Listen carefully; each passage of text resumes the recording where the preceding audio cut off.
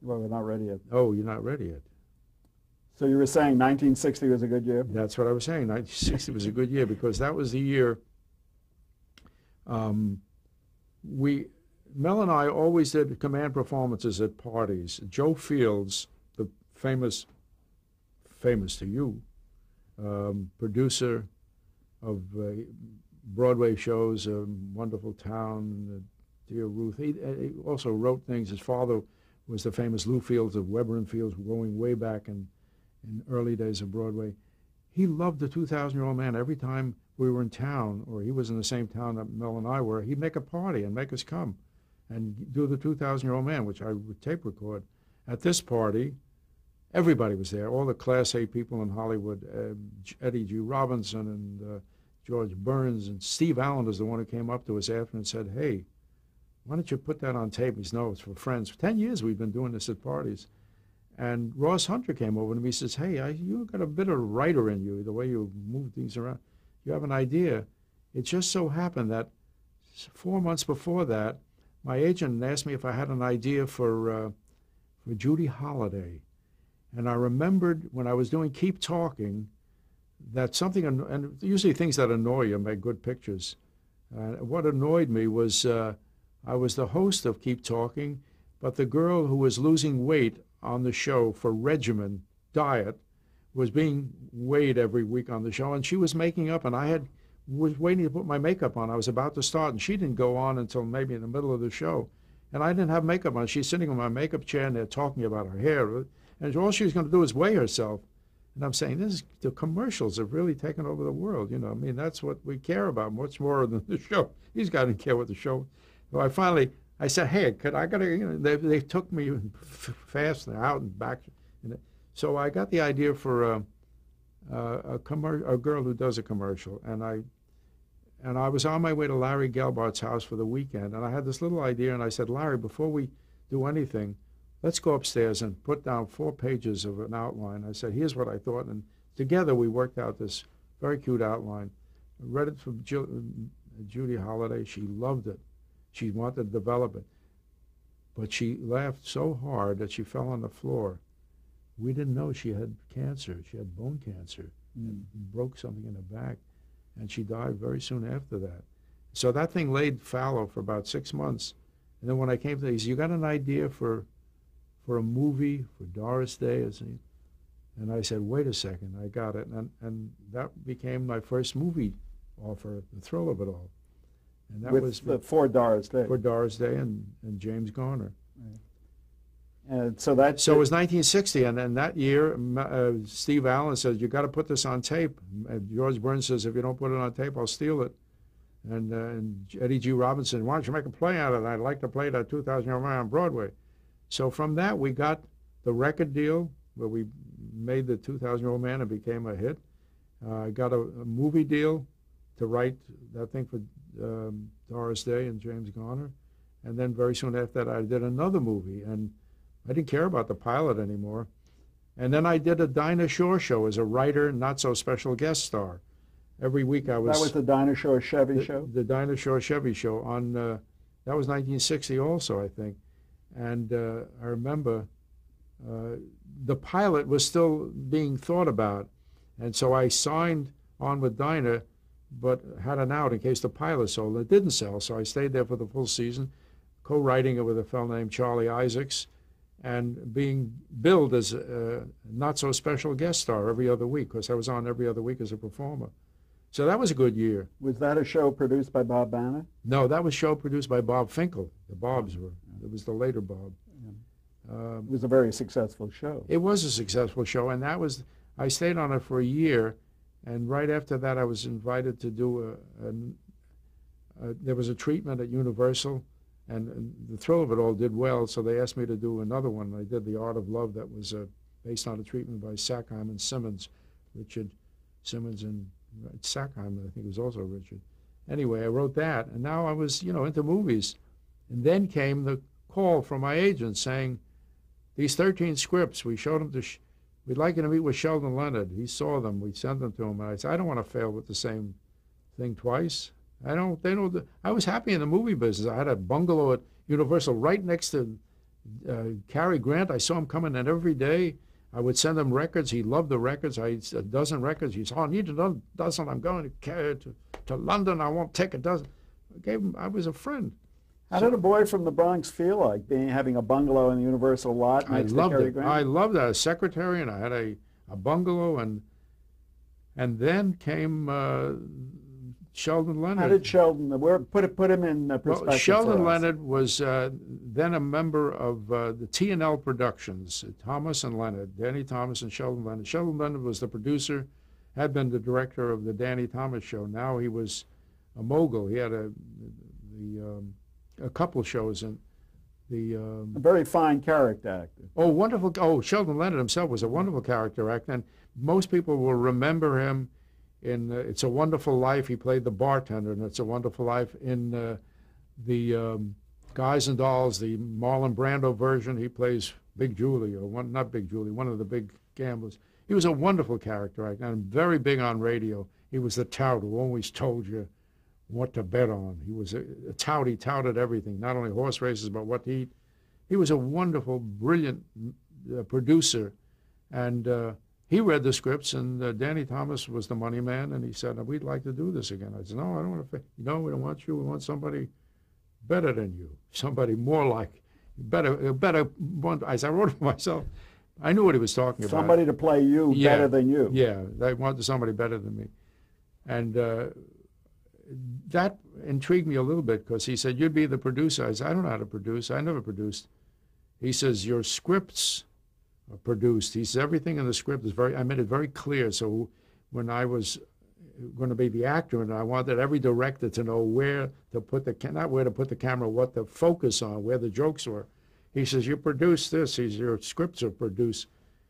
So I said, "Okay, I'll be the producer and the head writer." And so he suggested Dick Van Dyke. How would he come up with Dick Van Dyke? Wasn't very well known. He had seen him in Bye Bye Birdie. Dick had already done 13 pilots. We knew of Dick Van Dyke.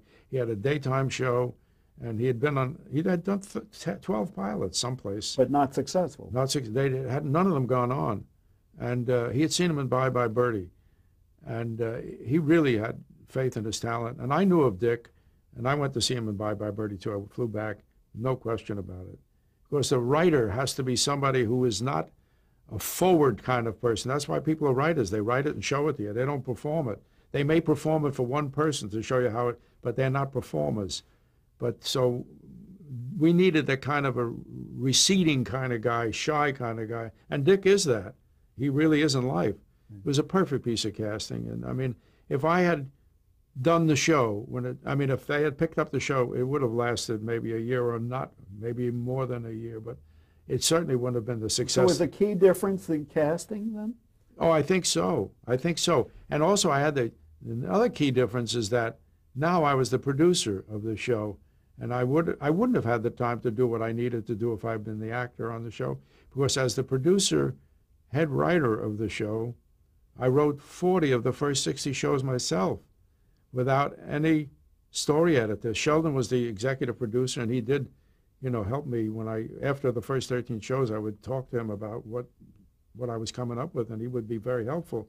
But we had outside writers writing, out of 60, 20 shows, for the first 2 years. But those shows were harder for me, as I was my own script supervisor, my own story editor. So the rewrites took me 8 days. Writing a show took me 4, so that's why I wrote so many. So the first 2 or 3 years were murder for me. I was working 7 days a week. Today you see a bunch of lists. I get very upset. I said, why are there 15 names?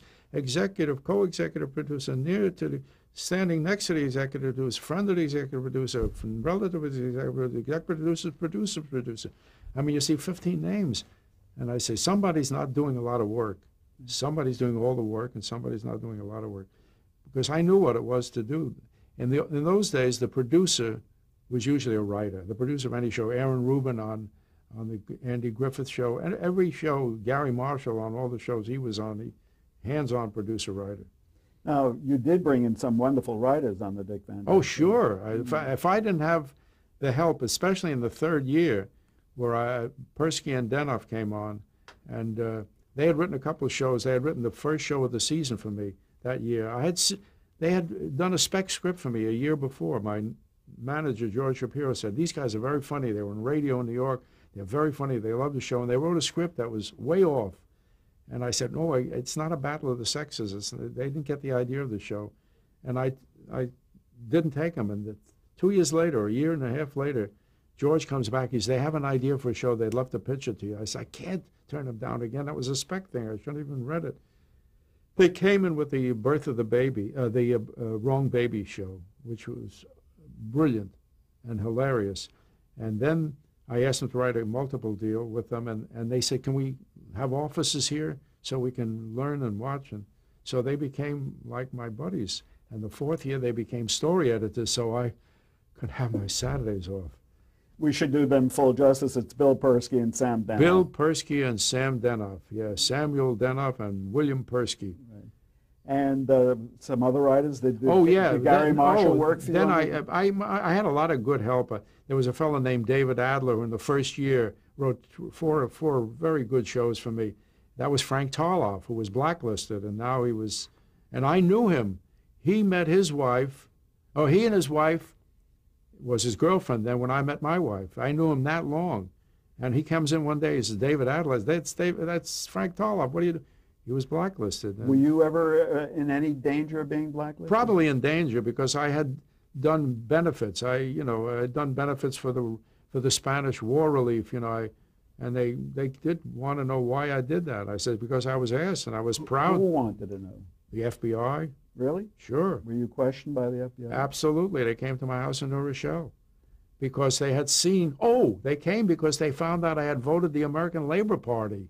And they were looking for communists, and they came to my house 9 o'clock in the morning, knocked on the door, snowy night in New Rochelle, snowy morning in New Rochelle, and the FBI, come in, gentlemen. I'm in my bathrobe. I'm very happy to see them. Boy, was I happy to see them.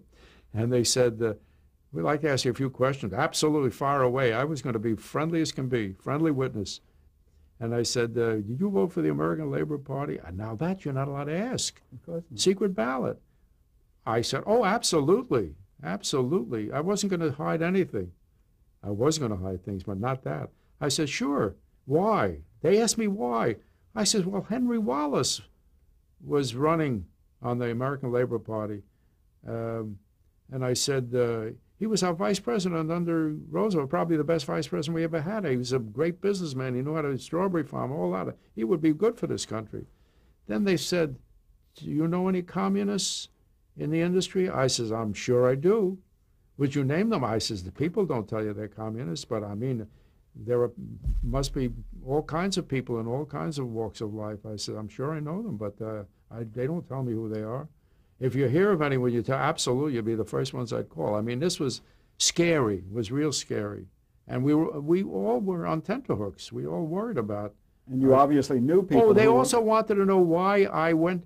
They were honoring a guy named Dr. Barsky, who invented the plasma that saved, in 1938, the Abraham Lincoln Brigade, what they call them premature anti-fascists. Imagine that, an appellation they gave them, premature anti-fascists. They were the first ones to know that Hitler was no good. They were the ones that were in Spain. They were in Spain. And in 1947, I was in Call Me Mister in New York, and somebody asked me if I would MC a big relief thing, for Spanish war relievers, whatever it was, at Carnegie Hall. They said, well, why did you do it? I said, well, two things. Barsky was a guy who saved so many lives during our war, because he invented plasma on the field.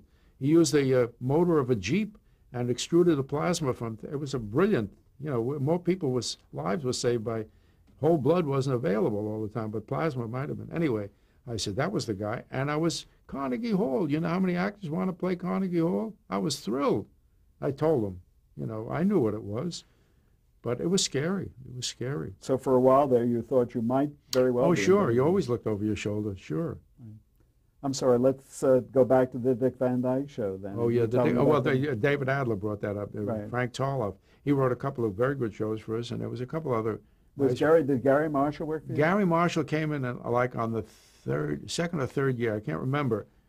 And Gary Marshall and Jerry Belson were a wonderful team. And I loved having meetings with these guys because we'd have story meetings with Persky and Denoff and Belson and Marshall and Sheldon and myself and come up with, what we call springboards. And then they would send in a one-page outline, 3 scenes, and then we'd go home and do it. And when those guys wrote it, I didn't have to work hard. I didn't have to work as hard. And I mean, you always have to work a little because nobody's reality, and everybody's reality is a little different. And I knew my characters. I knew they could say certain things and wouldn't say. So there were little pencil marks, but less pencil marks on their shows than Persky and Denoff and Belson and Marshall. And then there were a couple other good writers who wrote wonderful shows for me, Baer and Jolson and Freeman and Cohen. There were a couple of wonderful writers, and Idelson and Bobrick, I think. I can't remember, but it was Belson and Marshall and Bill Persky and Sam Denoff who really saved my life. Please discuss the casting. Very crucial. We've indicated to the success of the show. Absolutely. The casting is the most important thing. I call that the foreground. People don't even tune in a show if the foreground isn't good. Those are the actors. And then when they hear the actors saying words that, ooh, those are nice words, they'll stay with the show. But they won't even tune in the show if they don't like the foreground. And yet you didn't have any real stars to begin with. No, but we had very attractive people. We have Dick Van Dyke and Mary Tyler Moore, who became America's sweetheart. She was Mary Pickford. I mean, everybody loved her. She wore capri pants. She had a wonderful figure. She moved like a dancer. She was a dancer. And then in the first casting, that's before I cast her, Sheldon Leonard said, I know who's going to play Sally Rogers. The only one girl that played out is Rosemary. There was no argument there because Rosie is just a gifted performer since she's a kid. I remember her when she was baby Rosemary. Baby Rosemary. Yeah, but she could deliver a line better than anybody. She never took a false step. She never fumbled a line. She never. When we had rehearsals, and on the air, everybody fumbled. I don't remember Rosie ever blowing a line. Maury blew lines, Dick blew lines, even Mary, but very seldom. But she never blew a line. Was she Selma Diamond? She was Selma Diamond. She was Lucille Callan. She was every girl. Lucille Callan, when she was unmarried, and she was always talking about getting a husband. So was Selma Diamond, always talking about getting guys. So that stayed. She cast Maury Amsterdam. She said, I know who should play Buddy Sorrell. And I said, who? And she said, Maury Amsterdam. And I was thinking of Mel Brooks, not to play it, but the kind of a young guy like Morty Gunty was. And then but I didn't think more than 2 seconds. I said, wait a minute, you get Maury Amsterdam, you get 1 billion jokes. And we're in the process of making jokes in that writer's room. So if we ever stuck for a one-liner, he's got it, And he was Oliver Shullum, they say. Mary came out of nowhere. I mean, she didn't have much of a career before. Mary was had done a few little things. She had. It was interesting because I had seen 40 girls before. There was 1 or 2 girls that were okay that I would, and we didn't find it. And we had heard about a girl in New York and sent for her, paid $500 for Eileen Brennan to come out to audition. And she did, and she was very good. Very talented lady. Very talented lady, and she was pretty. And Danny Thomas was putting up the money. We had a show. We said we better tell him where we spent the $500 from. So we showed him, and he said she's good, but she's a little stronger than Dick, maybe too strong for Dick, because Dick was sort of retiring. So we agreed. And while he was having his hair dyed, he was white-haired, he was having his roots tinted. He's in a smock, and he says, who is that girl who came to read for me when my daughter, to play my daughter when Sherry left? He said her nose went the wrong way, but she was so good. She had a little pug nose, and this guy has a... So he says she had 3 names, and so we found out she did the voice of the leggy secretary. All you saw were her legs and her voice. In Richard Diamond. Richard Diamond, and we called her in, and she wasn't ready to come in that day because she had such bad luck reading for pilots in the last few days. She said, I don't know, let this one go. Her friend talked her into it, or her agent talked her in. She came in, and the truth is, I've said this 100 times, and it's absolutely true. She read about 3 lines, the opening lines, which had no drama to them, no meat in them, just hello, darling, or I'm here. And I heard something in her voice that thrilled me. And I grabbed the top of her head. I've said this many times, and this is exactly what happened. She got a little scared because I took the top of her head like this, and I said, come with me. And I took her into Sheldon's office, who had told me, I'll know her when I see her. I said, I think I saw her, Sheldon, this is it. And he agreed immediately. And the rest was easy. But Richard Deacon was a natural, because we needed a toady, and he played wonderful toadies. You know, always the producer of a television show is in slavery to the boss, and the boss is usually the star. It was Alan Brady. And Alan Brady I played because I couldn't, and I played him with my back of my head because I couldn't think of anybody who would play that role, but people would believe is a big star. You know, I said, and if it's Carl Reiner, they'll say he's a second banana from show to show. So, but after the second year, the Alan Brady became very important because we had a lot of shows that had a lot of fun in them. We didn't want the back of his head to show when he can give you a look, you know. So we turned him around. Now, Dick Van Dyke was not an overnight sensation. I mean, it took a while to build. No, it did take a while to build. We were opposite Perry Como, and the sponsors kept doing this to us, like, we got it. And the sponsors' wives loved our show. Bill Paley's wife loved the show. So in the first year, we were told that we're a shoo-in to come back. There's no problem. You're going to be. They went like this. I was on a train with Porter, who was the head of the soap company, Ivory Soap. You know, he was. Wasn't it P&G? P&G, Procter and Gamble. Ivory Soap was one of our sponsors. Yeah, and he was doing this. And his wife loved it, and I'm sure we're shoo-in. The following year, because our ratings were fair, they were not. So you can dismiss them, but they weren't good enough. Opposite Perry Como, we weren't getting lion's share. And so the Procter & Gamble picked up 15 minutes of the show. CBS owned a show called Howie that they wouldn't have to pay anything for. They owned the show and they would produce it themselves. So they preferred to do Howie unless there was a fully sponsored show. So we only had 15 minutes of the show sponsored by Procter & Gamble.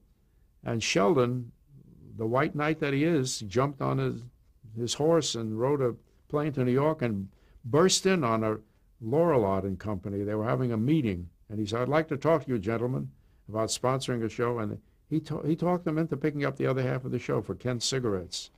Today, we wouldn't have that. No. I wouldn't. But he talked them in, and one thing that I did that I think I will take a little bit of credit for is that nobody reran shows until they were in syndication or something, after they were on a couple of years. And somebody mentioned that it's possible to rerun a show.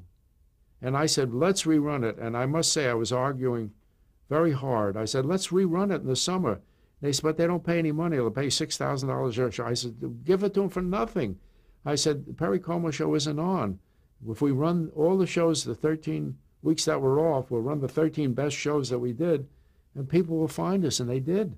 The following year, our numbers were up immediately. Did Lee Rich have a part to play in? Lee Rich was the representative for you said Benton and Bowles. Benton and Bowles, and his second in command was Grant Tinker, and Lee was, you know, was there all the time. He was a big fan of the show, but Grant Tinker was the one I looked at all the time. What was Grant? Grant was quiet, but he didn't speak very much. Lee spoke a lot, and too much. And I used to talk to Grant after. I said, "What did he say?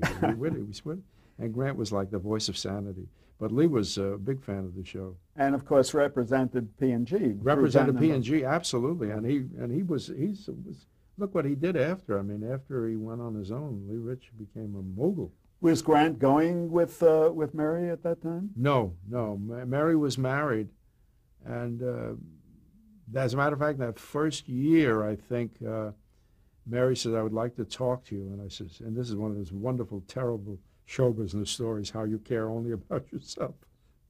She said, "I want to talk to you." She was a little upset, and I said, "Oh God, she's going to leave the show, ask for more money," because there was very strict rules about how much people made in those days. Thomas and Leonard T&L Productions had about 4 or 5 shows. If they raised anybody's salary, it was raised all over the lot.